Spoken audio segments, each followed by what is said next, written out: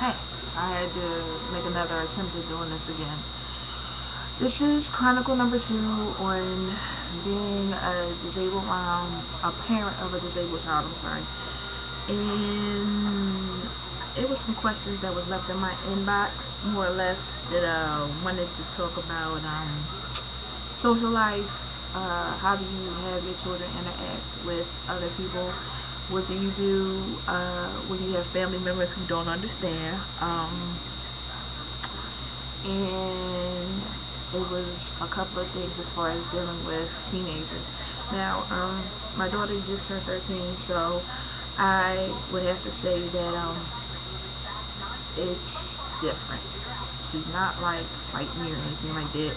A couple of eye rolls or whatever, and I talk to her. We have it out. I let her know I'm still mom, regardless of what these hormones that you feeling.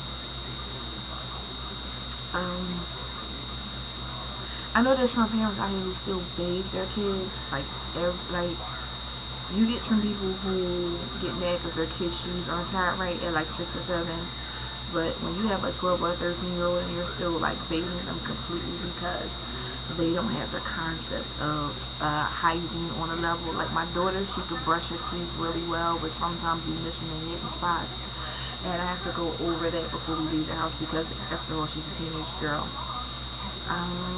She tries to keep her appearance up, but it's like that's an area that I'm still pressing for her to become 100% confident in, because the one thing I never wanted was for me to have a daughter that you see that slow kid and he doesn't smell all that great, or that she doesn't smell all that great, or her appearance is not up, her parents must not care. And I've been through and been around people like that where they're trying to give their kids independence, but they don't know how to go about it. Um, as far as my social life, I haven't had a boyfriend in a while. Usually when I do, I try to focus on taking my time, because I don't introduce everybody to my daughter for safety reasons, and also not everybody can handle my situation. So I have to be mindful of who can come in, who can't come in, if anybody at all. I would suggest to those parents who are out there that are struggling. Like, I'm a single mom. I have a large family, but nobody really to depend on. And what has gotten me over is actually my spirituality. I'm very much a Christian. I believe in the Lord, my Savior Jesus Christ is my Lord and Savior. Now, this is what works for me, but I draw His strength, read the Bible and such, in order to keep me moving and motivated. Because if I didn't, I probably would have still been in a big, deep out of depression. The only downside of my situation is I've seen it. Like my daughter, she's changed, right, and she's lost weight, and she's moving on, and she's becoming a beautiful young lady, if you will.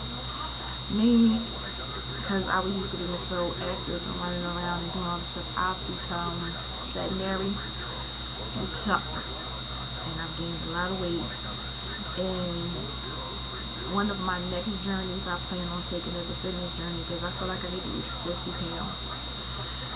It's not 100, but I'll take the 50, because that'll be the stepping stone. I have lost about 20 pounds since the new year came in.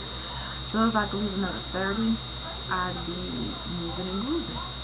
I also chose to have dreadlocks, more so to as a way of to connecting with myself and who I am, and disconnecting with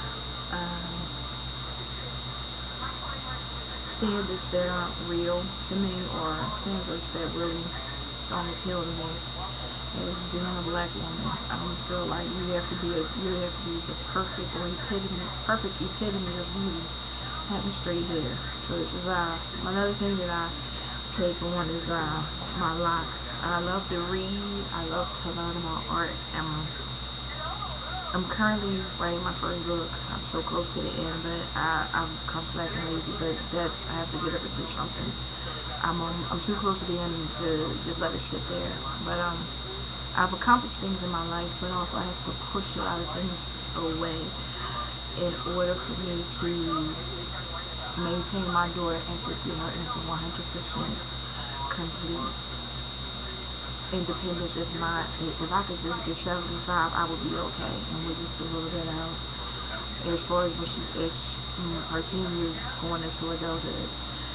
Now, I've had people ask me about my social life. I've had people ask me about my daughter. My daughter really doesn't have much of a social life. She's on the computer almost as much as me, because she's in that age where she's no longer a baby, but she's too big to be considered a baby, but she's too young to be considered an adult. So, like, her circle has changed. So, like, right now, she's going through this dumping phase where, like, she's getting rid of some people in her life, and she's trying to expand herself, as well as mom, too.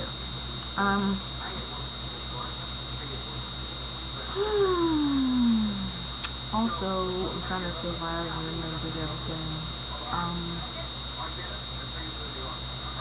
I include my daughter in my spiritual practices, in my religious practices.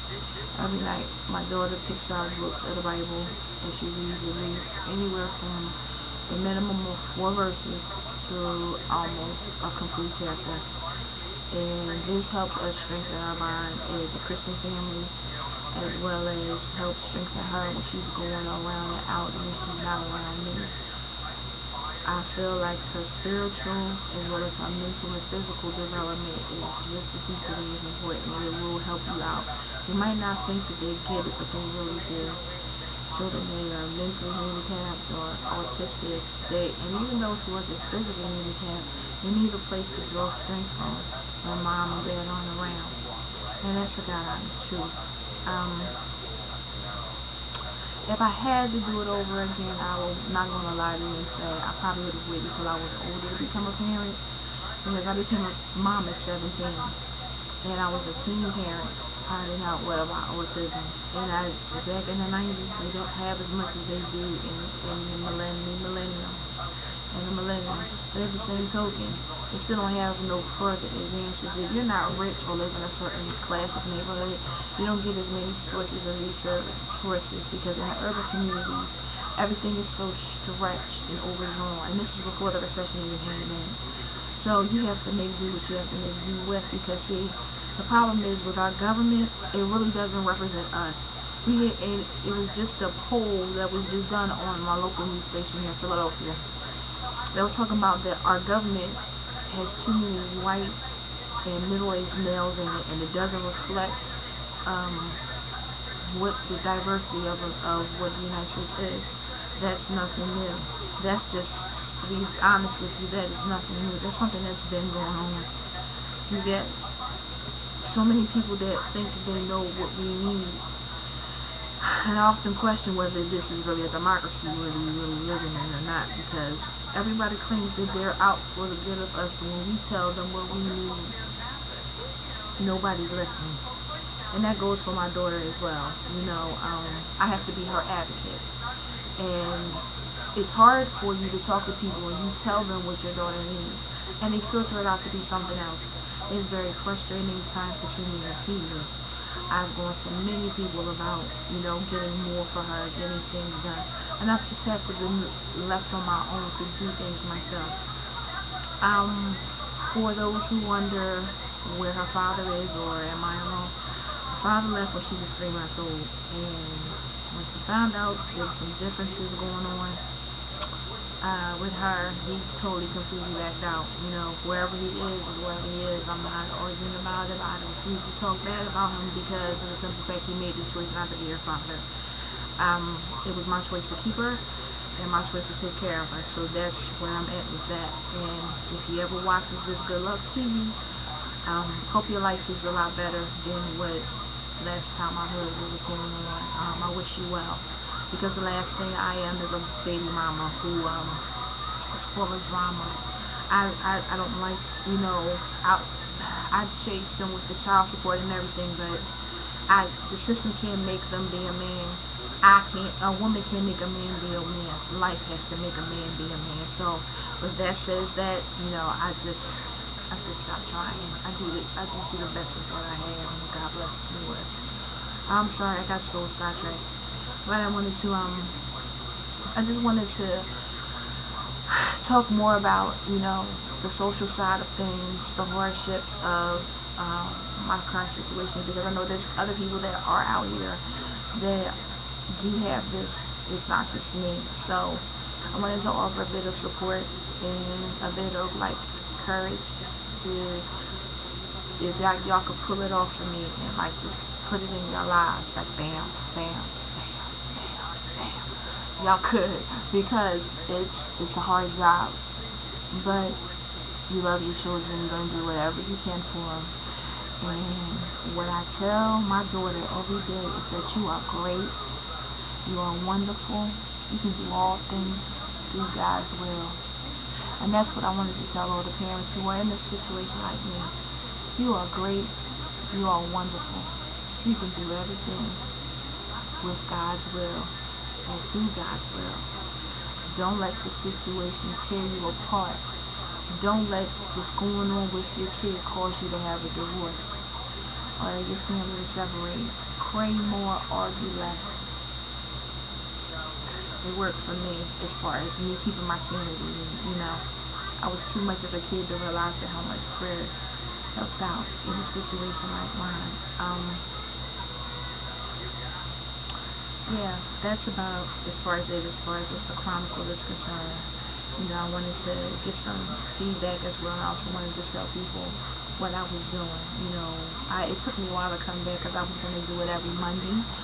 But things happen, life happens. I had to go through a final because I decided to go back for my bachelor's after I finished my associates last year in 2010. And I had a final, so I kind of let time lapse on that. So I apologize. And for all of those who's wondering what color is my locks, my hair, my locks are Textures and Tones Ruby Rage, and I did this flat twist. It's going to itch a little help me. This flat twist on my head, and I'm gonna do a hair video so I could talk about it and post up some pictures right after this. So all I could tell you is that love. You might not love your situation, but you gotta love your kids and make the best decisions possible for them and push you to the side. It's hard, but you can do it. You can do it. Press forward. It'll be okay a little later. Don't worry about the now, but embrace the later. Bye.